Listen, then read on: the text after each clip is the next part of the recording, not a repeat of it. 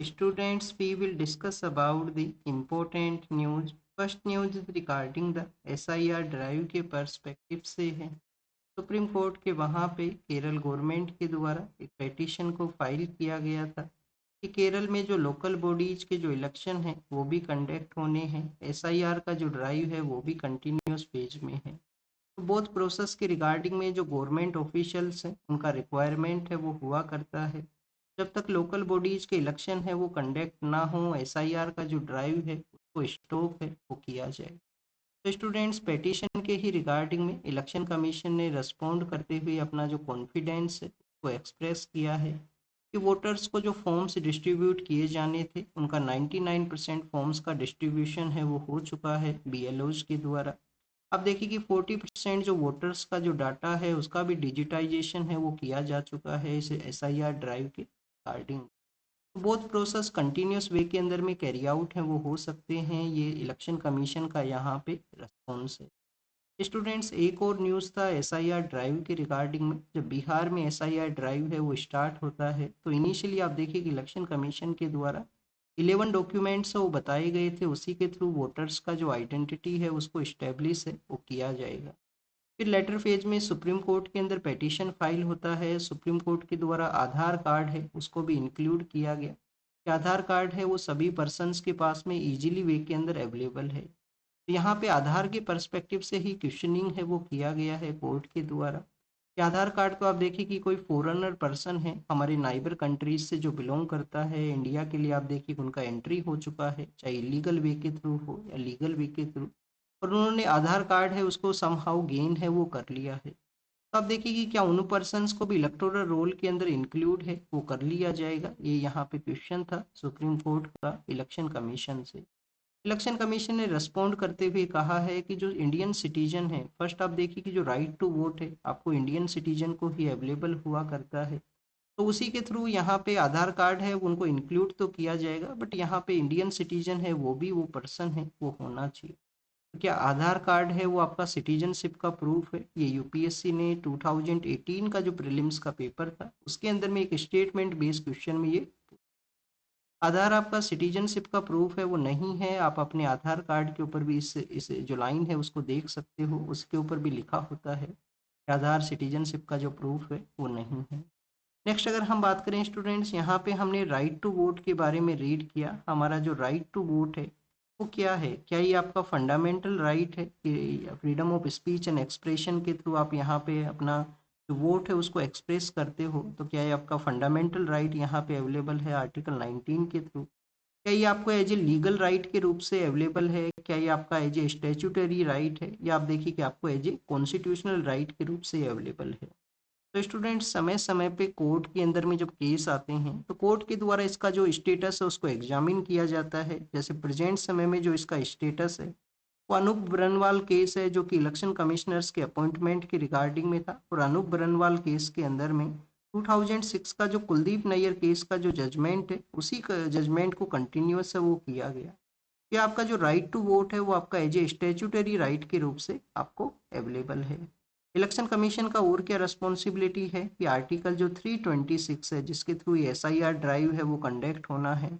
Article 326 यहाँ पे election commission को पावर देता है कि इलेक्टोरल रोल को समय समय पे आपको वेरीफाई करना है, समय समय पे वहाँ पे उसका ट्रांसपेरेंसी है, जो प्यूरिफिकेशन प्रोसेस है उसको आपको कैरी आउट है वो करना है। या फर्स्ट टाइम हमारे कंट्री के अंदर में SIR ड्राइव है वो कंडक्ट होएगा यहाँ पे, ये जो अभी प्रेजेंट समय में कुछ स्टेट्स में कंटिन्यूस फेज में है। तो आप देखिए कि इससे पहले भी ये हो चुका है, 2003-4 के समय लास्ट टाइम ये कंडक्ट हुआ था, और इंडिपेंडेंट इंडिया के समय में 8 टाइम्स SIR का जो ड्राइव है वो कंडक्ट है वो हो चुका है। नेक्स्ट अगर हम बात करें जजेस के अपॉइंटमेंट के बारे में है, आप देखिए कि हमारे जो प्रेजेंट CGI हैं, चीफ जस्टिस ऑफ इंडिया, उनके पास में एक पेटिशन आता है नेशनल जुडिशियल अपॉइंटमेंट कमीशन है उसके रिवाइवल के रिगार्डिंग में, जो कि 2015 के समय में 2013-14 के समय में आप देखिए कि गवर्नमेंट लेके आती है नेशनल जुडिशियल अपॉइंटमेंट कमीशन। तो 2015 के समय सुप्रीम कोर्ट के द्वारा उसको नल एंड वॉइड कर दिया जाता है, उसको स्ट्रक डाउन है वो कर दिया। सुप्रीम कोर्ट ने इसको स्ट्रक डाउन है वो क्यों किया था? स्ट्रक डाउन इसी वजह से किया था कि जो इंडिपेंडेंस ऑफ जुडिशरी का जो कॉन्सेप्ट है उसको ये वायलेट करता है। कुछ ऐसे पर्सन थे जो कि गवर्नमेंट के द्वारा अपॉइंट है वो किए जाने थे, सेंट्रल गवर्नमेंट के द्वारा। और अगर यहाँ पे ऐसे पर्सन्स का अपॉइंटमेंट रहेगा जो इंडिपेंडेंस ऑफ जुडिशरी को हार्म करेगा, तो उसी उसी बेसिक पॉइंट के रिगार्डिंग में इसको यहाँ पे नल एंड वॉइड है या स्ट्रक डाउन है वो किया गया। अब आप देखिए कि कोलिजियम सिस्टम में कैसे ट्रांसपेरेंसी यहाँ पे आए, जुडिशियल अपॉइंटमेंट सिस्टम में कैसे इस कोलिजियम को एंड है वो किया जाए, इसके रिगार्डिंग में जो क्वेश्चन है वो पूछा गया है। तो स्टूडेंट्स 1993 के समय में आप देखिए कि 1982 के समय तो एसपी गुप्ता केस है, जिसको हम फर्स्ट जज केस के रूप से कंसीडर करते हैं कि जो जो प्रेसिडेंट है उनके साथ में कंसल्टेशन करना है या कंकरेंट जो जो वर्ड है उसको डिफाइन किया गया था कि कंसल्टेशन है वो करना है या नहीं करना है। फिर आप देखिए कि यहाँ पे सेकंड जज केस आता है 1993 के समय में। सेकंड जज केस के अंदर में बता दिया गया कि हमारे यहाँ पे कोलिजियम सिस्टम है, उसके थ्रू जजेज का जो अपॉइंटमेंट है वो रहेगा, सीजीआई का खुद का आप देखिए कि सोलली जो डिसीजन है वो नहीं रहेगा। फिर 1998 के समय ये और एलोबरेट होता है थर्ड जज केस के अंदर में। और प्रेजेंट सिचुएशन क्या है, सीजीआई प्लस में 4 सीनियर मोस्ट जो जज हैं वो यहाँ पे कोलिजियम के रिगार्डिंग में जो नेम है उसको रिकमेंड करते हैं, जज का नेम वो रिकमेंड करते हैं, सेंटर उनका अपॉइंटमेंट है वो किया करता है। 4:1 से आप देखिए कि जो जज का यहाँ पे नेम है वो रिकमेंड होना चाहिए, मोर देन टू टू जज हैं उस नेम को अगर यहाँ पे उसको डिनाई करते हैं उनको जज अपॉइंटमेंट करने के रिगार्डिंग में, तो उनका अपॉइंटमेंट है वो नहीं हुआ करता है। तो इसी में ट्रांसपेरेंसी लाया जाए, जब एनजेएससी के थ्रू स्ट्रक डाउन किया गया था फोर्थ जज केस को, तो आप देखिए कि उसमें ये मेंशन किया गया था कि आने वाले समय के अंदर में एमओपी जो है, मेमोरेंडम ऑफ प्रोसीजर जो है वो स्टेब्लिशमेंट में आएगा और एमओपीज के द्वारा डिसाइड किया जाएगा कि यहाँ पे जजेस का जो अपॉइंटमेंट है किस तरीके से ट्रांसपेरेंट मैनर के अंदर में हो। हमारे कंट्री में आप देखिए कि जज का जो अपॉइंटमेंट है वो जजेस के द्वारा ही किया जाता है, जैसे यहाँ पे 4 जो सीनियर मोस्ट जज और सीजीआई है वो डिसाइड करते हैं और प्रेसिडेंट के द्वारा उनका लास्ट पेज में जो अपॉइंटमेंट है वो आपको मिलेगा।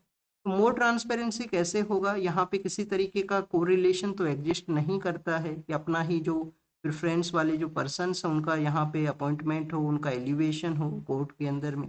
तो इसके रिगार्डिंग में कंटिन्यूस जो क्वेश्चंस वो हुआ करते हैं।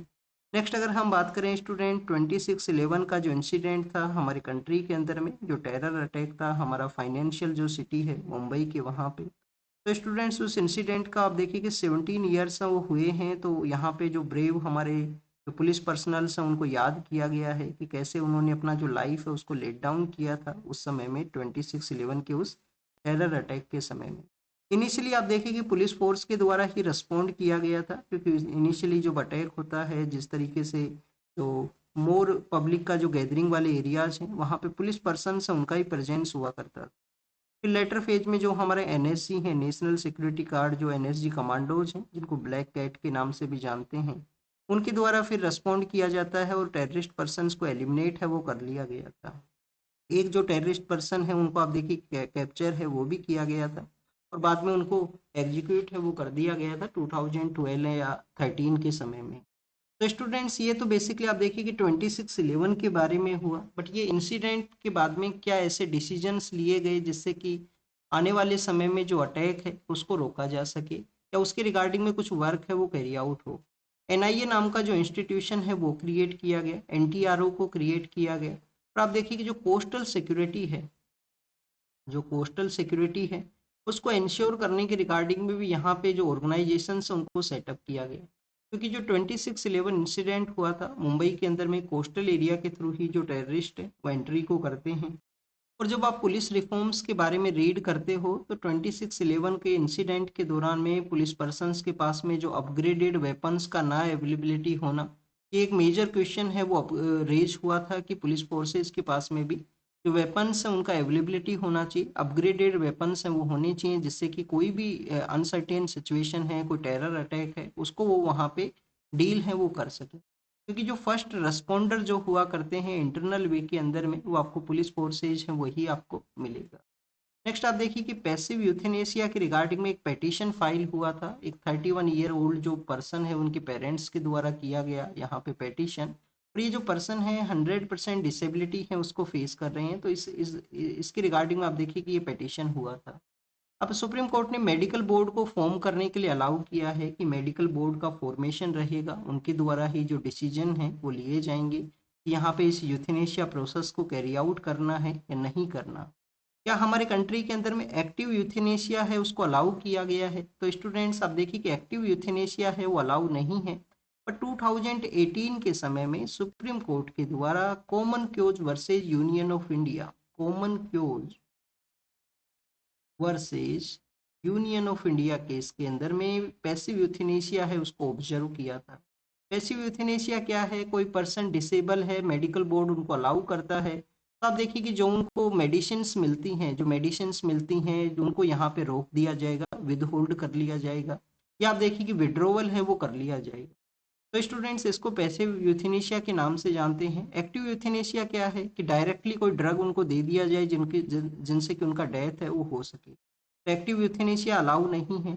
हमारी कंट्री में जो हम राइट टू लाइफ के बारे में रीड करते हैं आर्टिकल 21 के थ्रू, क्या हमारे कंट्री के अंदर में राइट टू डेथ भी है? क्या डिग्निफाइड वे के अंदर में डेथ है वो होना चाहिए? कोई पर्सन यहाँ पे क्लेम कर सकता है क्या उसको राइट टू डेथ है, उसका अवेलेबिलिटी यहाँ पे हो? जैसे कि आप देखिए कि पैसिव यूथेनेशिया में ये मेडिकल बोर्ड का फॉर्मेशन अलाउ किया गया है, तो क्या इस तरीके से राइट टू डेथ का भी किसी पर्सन के पास में राइट है वो अवेलेबल है क्या? तो ये आप कमेंट सेक्शन के अंदर बताना, ये आपका होमवर्क है कि राइट टू डेथ है या नहीं है। नेक्स्ट अगर हम बात करें स्टूडेंट्स इंटरनेशनल एस्ट्रोनॉमिकल यूनियन के बारे में है। इंटरनेशनल एस्ट्रोनॉमिकल यूनियन जो भी हमारे इंपॉर्टेंट बॉडीज हैं हमारे, आप देखिए कि एटमॉस्फेयर के अंदर में, तो उनका जो नेमिंग प्रोसेस है वो डिसाइड किया जाता है इसके इंटरनेशनल एस्ट्रोनॉमिकल यूनियन के द्वारा। तो हमारे फर्स्ट जो जियोलॉजिस्ट हैं, आप देखिए कि जियोलॉजिकल सोसाइटी ऑफ इंडिया के जो फर्स्ट इंडियन डायरेक्टर जो हुआ करते थे MS कृष्णन हैं, उनका नेमिंग के रूप से एक क्रेटर है उसका नाम किया गया है मार्स के, वहाँ पे मार्स, मार्स की रिगार्डिंग में आप देखिए कि हमारा मार्स ऑर्बिटल मिशन भी था, क्योंकि 1 ईयर के सक्सेस के अंदर में काफ़ी कम बजट के अंदर में हमने वो जो अचीवमेंट है उसको कैरी आउट किया था 2013-14 के समय में। तो इंटरनेशनल एस्ट्रोनॉमिकल यूनियन के द्वारा क्रेटर के, वहाँ क्रेटर का नाम चेंज किया गया है फर्स्ट हमारे जो जियोलॉजिस्ट सोसाइटी के जो डायरेक्टर हैं उनके नेम के ऊपर में। और केरल के वहाँ से कुछ अदर प्रपोजल भी थे, जैसे पेरियार के नाम पे कुछ एरियाज का नाम है वो वहाँ पे किया गया। तो फर्स्ट हम इंटरनेशनल एस्ट्रोनॉमिकल यूनियन के बारे में रीड करेंगे। 99 के समय में इस नॉन गवर्नमेंटल ऑर्गेनाइजेशन को सेटअप किया गया था। बेल्जियम का जो कैपिटल सिटी है ब्रसेल्स, ब्रसेल्स के वहाँ पे इसको सेटअप किया गया 1919 के समय में। हेडक्वार्टर है वो कहाँ पे है? पेरिस के वहाँ पे इसका हेडक्वार्टर है, पेरिस के वहाँ पे इसका हेडक्वार्टर है। तो नेमिंग के बारे में है। एक आप देखिए कि हम जब चंद्रयान मिशन को सेंड करते हैं तो चंद्रयान का हमारा जो लैंडिंग पॉइंट है उसका भी नाम है वो किया जाता है। तो फर्स्ट हमारा चंद्रयान का जो नेमिंग था वो था जौहार पॉइंट, का नाम किया गया था जौहार पॉइंट के नाम से। फिर आप देखिए कि अभी जो सेकंड एंड थर्ड है उसका नाम क्या है? सेकंड और थर्ड का जो नेमिंग है वो क्या है? क्योंकि थर्ड हमारा लिटिल बिट फेलियर होता है, बट नेमिंग तो वहाँ पे भी किया गया था। और थर्ड का आप देखिए कि शिव शक्ति पॉइंट है, थर्ड शिव शक्ति पॉइंट है जिसकी मेमोरी में हम 23 अगस्त को ही वो पहुँचता है, हम स्पेस डे है उसका सेलिब्रेशन है वो किया करते हैं। तो ये जो सेकंड जो है, सेकंड आप बताना, आपका ये भी यहाँ पे एक होमवर्क है, होमवर्क में पार्टिसिपेट है वो किया कीजिए। हमारे हिमालयाज के बारे में है, हिमालयाज का जो बुक्स है उनको मेंशन किया गया, तो हम बेसिक इन्फॉर्मेशन को रीड करेंगे यूपीएससी के रिगार्डिंग में। आप देखिए कि यंग फोल्ड माउंटेन्स हैं, हिमालयन जो माउंटेन्स हैं वो यंग फोल्ड माउंटेन्स हैं, डिफरेंट डिफरेंट लेयर्स के रूप से एग्जिस्ट करते हैं। आपको ग्रेटर हिमालयाज हैं, फिर आप देखिए कि लेसर हिमालयाज हैं, शिवालिक हिल्स हैं, इस तरीके से आपको डिफरेंट डिफरेंट जो पैरेलल वे के अंदर में इनका जो सीरीज के रूप से ये सिचुएटेड है। हमारे जो नॉर्दर्न स्टेट्स हैं, नॉर्दर्न स्टेट आप देखिए कि जम्मू एंड कश्मीर जो कि अभी स्टेट नहीं है, यूटी है, जम्मू एंड कश्मीर है, लद्दाख है जो भी यूटी है। फिर आप देखिए कि स्टूडेंट्स हिमाचल है, उत्तराखंड है, जिनको कि मिडिल हिमालयाज के नाम से जानते हैं।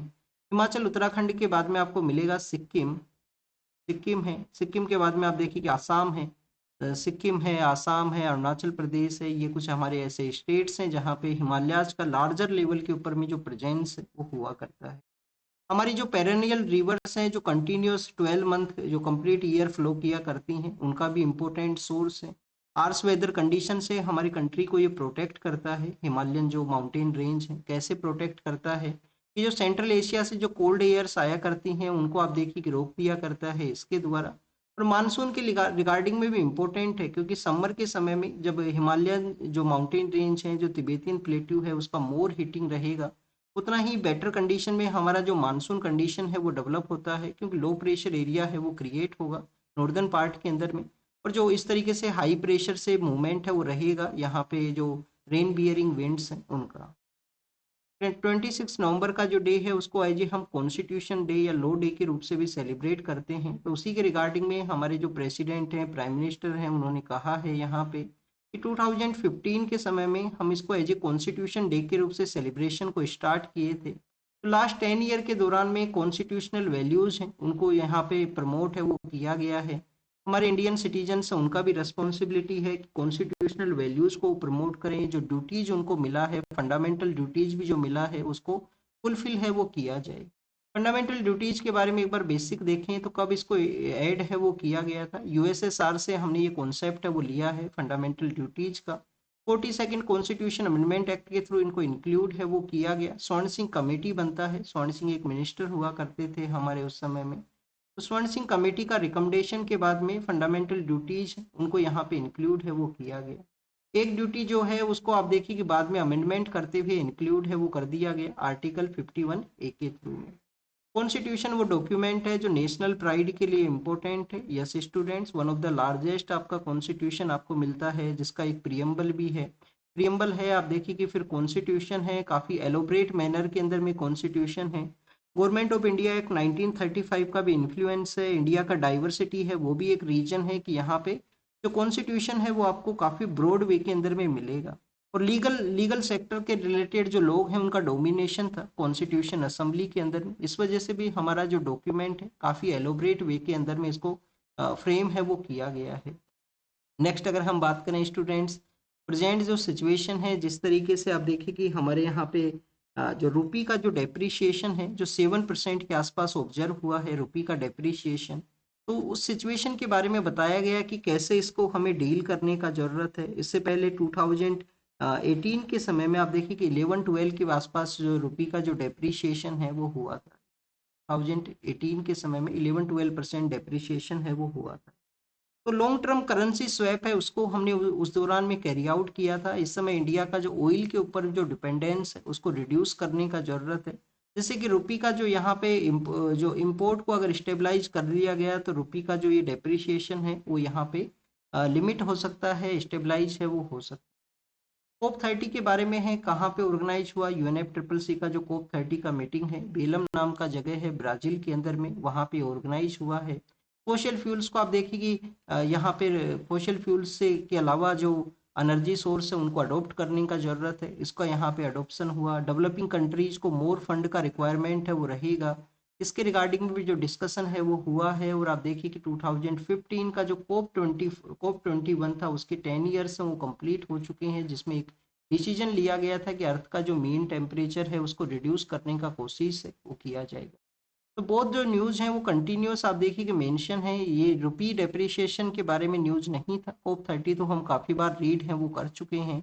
तो ऑयल का डिपेंडेंसी को रिड्यूस करना है रुपी डेप्रिसिएशन के रिगार्डिंग। फिर आप देखिए कि अरुणाचल प्रदेश से रिलेटेड जो वुमेन हैं जिनको कि डिटेंड किया गया था चाइना के वहाँ पे, तो उसके रिगार्डिंग में हमारा मिनिस्ट्री ऑफ एक्सटर्नल अफेयर का स्टैंड है कि अरुणाचल प्रदेश हमारे कंट्री का पार्ट है, हमारा एक इम्पोर्टेंट स्टेट है। कैसे चाइना के द्वारा अगर इस तरीके के डिसीजंस लिए जाएंगे तो पीपल टू पीपल जो जो यहाँ पे रिलेशंस जो डेवलप हुए हैं 75 ईयर्स के हमारे डिप्लोमेटिक रिलेशन के दौरान में या एससीओ के दौरान में हमारे जो प्राइम मिनिस्टर उनके साथ में डिस्कशन करते हैं, तो ये जो रिलेशंस एक एक इम्प्रूविंग फेज के अंदर में है उसको इम्पैक्ट है वो हो सकता है चाइना के ऐसे डिसीजंस की वजह से। मिनिस्ट्री ऑफ एक्सटर्नल अफेयर ने आप देखिए कि यहाँ पे भी क्लियरिफाई किया है कि जो आप देखिए कि बांग्लादेश के द्वारा जो फॉर्मर लीडर को एक्स्ट्राडिट करने के रिगार्डिंग में जो पेटिशन या जो रिक्वेस्ट यहाँ पे सेंड किया है तो उसको एग्जामिन किया जाएगा। 2013 के समय इंडिया बांग्लादेश ने एक्स्ट्राडिशन ट्रीटी को साइन किया था, बट बाद में आप देखिए कि उसके अंदर में 2016 में एक अमेंडमेंट आता है और पॉलिटिकल जो एक्स्ट्राडिशन है उसको डिनाई है वो किया जा सकता है। उल्फा के एक लीडर को हम वहाँ से एक्स्ट्राडिट करके लाए भी थे अर्लियर फेज में। सुप्रीम कोर्ट ने एक अपना जो कमेटी को जो सेंड किया था उनको कहा है कि गोवा के अंदर जो टाइगर रिजर्व को क्रिएट करना है फेज मैनर के अंदर में उसका क्रिएशन कीजिए। कि वहाँ पे जो ह्यूमन सेटलमेंट्स हैं उनका मिनिमम प्रेजेंस हो सके। मैक्सिमम जो प्रोटेक्टेड एरियाज हैं गोवा के अंदर में, वहाँ पे ह्यूमन सेटलमेंट्स है उनका प्रेजेंस है। तो एक एरिया बताया गया है कि जो काली टाइगर रिजर्व है, काली टाइगर रिजर्व कहाँ पे है, ये कर्नाटका के अंदर में है। तो उसका जो एडजेस्टेंट एरिया है, जो गोवा का जो टेरिटरी है, वहाँ पे रिजर्व को क्रिएट किया जा सकता है, फेज मैनर में उसको क्रिएट करने का जरूरत है।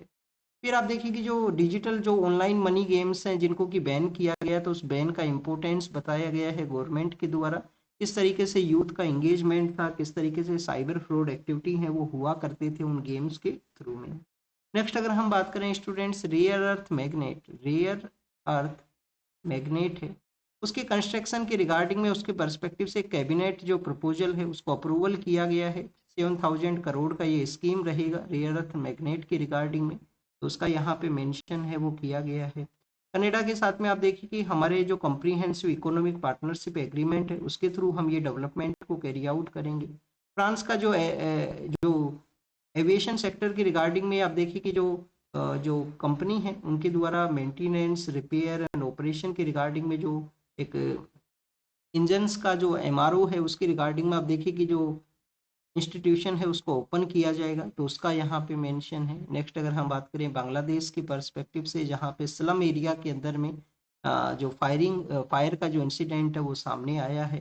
टर्की के वहाँ पे एक जर्नलिस्ट है जिनको जेल किया गया, एग्जाम के लिए नहीं इम्पोर्टेंट है। म्यांमार में जो इलेक्शन होंगे वो ट्रांसपेरेंट मैनर में होने चाहिए, ये थाईलैंड के जो लीडर हैं उनका यहाँ पे मेंशन है। और नेक्स्ट आप देखिए कि बांग्लादेश का वहाँ से रिलेटेड है कि जिसमें बांग्लादेश के अंदर में बेसिकली जो शेख हसीना है, जो फॉर्मर पॉलिटिकल लीडर हैं, उनका गोल्ड जो उनके लोकर्स हैं उनको उनसे कुछ रिकवरी है वो हुआ है।